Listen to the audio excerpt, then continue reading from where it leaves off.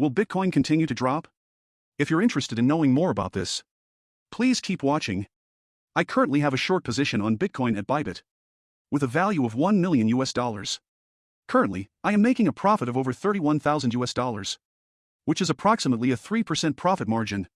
The trading fees, funding fees, and so on are factored into the calculation of the realized P/L.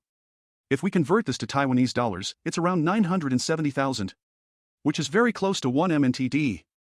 This is a substantial amount of money. Definitely not a small sum.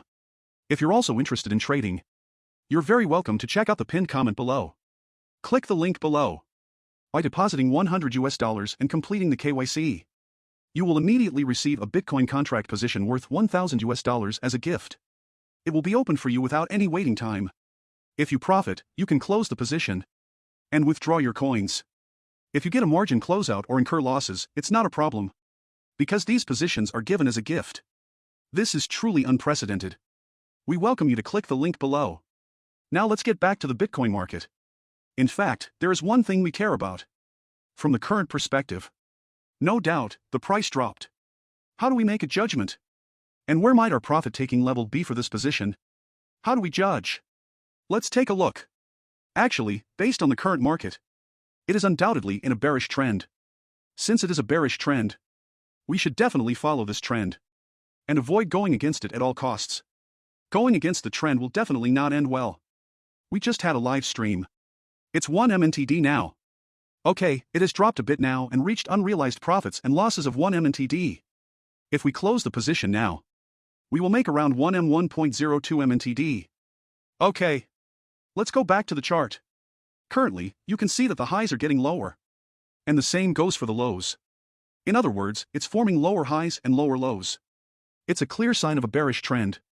Additionally, when we look at the moving averages, after turning the indicator on, it is evident that it is a bearish trend. The short-term moving average is below the long-term moving average. We didn't see the situation during the previous bullish trend, so we can declare that the previous bullish trend has completely ended. Let's take a look. The recent uptrend that I mentioned refers to the 4 consecutive green candlesticks. Personally, I am not optimistic about this uptrend. I didn't go long on this and instead opened 2 short positions. One position was stopped out at this level, while the other one has been profitable. During our live streaming, I addressed various questions from the audience. You can see that the volume during this upward movement is very weak.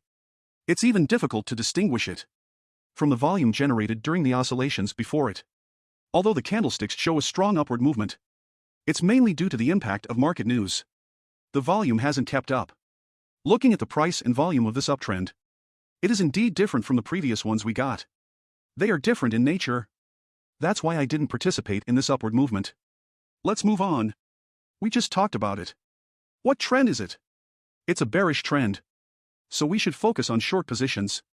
If we only focus on shorting, at least, that's my approach. If the daily trend were bullish, I would only consider long positions. If the daily trend were bearish, I would only consider short positions. Next, let's look at this. Here, we have a price channel with clear upper and lower boundaries. If the channel's upper boundary is broken, it's absolutely crucial not to hold any short positions. It becomes extremely dangerous. Personally, I entered a short position around this area, but it's still somewhat risky, because we just had a surge followed by a slight pullback, and I started opening short positions at that point. However, we should wait for a better entry point with lower risk. Of course, if you believe that this downward trend may continue, it would be wise to set your stop loss at this level, because it could potentially become a previous high in the future.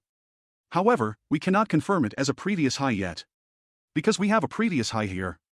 The price hasn't hit a new low yet. Once it hits a new low, this level will be regarded as a previous high. Currently, our main concern is whether to close this position with profits, and when would be the appropriate time to do so. Actually, let's take a look at the range above. As mentioned earlier, the longer the consolidation period, the less favorable it is for the bulls. Now, it's been oscillating for 74 days, compared to the previous consolidation periods of around 30 to 40 days. It's more than 70 days here, which is considered a long period. The accumulation of volume is still insufficient. The longer the price oscillates here, the more unfavorable it becomes for the bulls. As for the bears, They haven't accumulated enough volume yet. So the market still needs to oscillate here. After the bearish oscillation and the completion of time and volume accumulation, a downside breakthrough will lead to a significant downward movement. As long as there is a range with accumulated volume and time above, you can see that it's still slightly lacking. Not really a slight lack. It's approximately a 1-month period. I believe it can be filled within a month. You can see that the volume is 991K in this area, compared to the volume in the box below, which is approximately 1.6 M. It's around 1.6 M. So, there is a gap of about 1 month. Therefore, I believe the most likely scenario is to oscillate here for another month, and then experience a sharp downside breakout. Otherwise, there could be some unexpected events. Based on the current situation, the market is relatively tricky, including the previous long shadows and sudden surges and drops within a short period. Sharp rises and drops. It's really scary and unfriendly, especially for traders. In the current market, I believe we are looking at a key level, which is the previous low at around 26,300. If the price reaches the mentioned level, I believe it would be wise to consider taking partial profit on the short position. The likelihood of an immediate downside breakout is relatively low.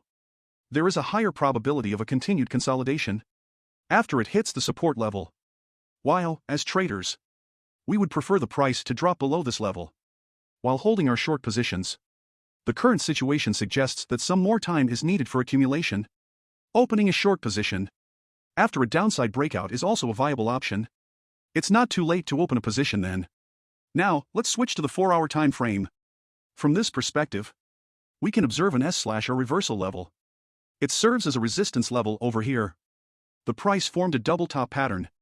After breaking through the resistance, the price rose, dropped to support, rebounded, and then broke through the level again. Therefore, this level presents an excellent entry point. It is favorable both in terms of safety and price level. Personally, my position and average entry price might be around this level. Although the entry price is relatively better, it is not as safe as the lower levels. Opening a position after a downside breakout is the safest approach. In my view, the first profit-taking point would be around the level of approximately 26,600, about $300 from the current price. At a $300 difference, I would seriously consider taking partial profit on this trade. The profit from this trade is already considered quite satisfactory. Actually, you can also see that we are definitely in a bearish trend. When we had the previous uptrend, the volume decreased. However, in the recent bearish wave, the volume has been relatively stable. There is no sign of volume exhaustion, and the continuity of the candlesticks is also better. So, at this point, I believe going short is unquestionable, and going long is absolutely out of the question. There's no way. There is simply no reason for me to consider going long at the moment. Of course, I did not participate in the previous uptrend either. Now, let's look at the CME we discussed earlier. Yes, the CME gap has been filled. It's been filled. As we mentioned in our videos from yesterday and the day before, the probability of a gap fill was very high. Extremely high. On Monday, during Sunday night or Monday, the gap was created. Within a week, in just a few days, it has been filled. This is the process of filling the gap. The price dropped and filled the gap. The drop just now has completely filled and closed the gap. Alright, thank you. You're welcome. To like and share my videos and subscribe to my channel. Turn on the little bell button to show me your greatest support. Thank you so much. Bye bye.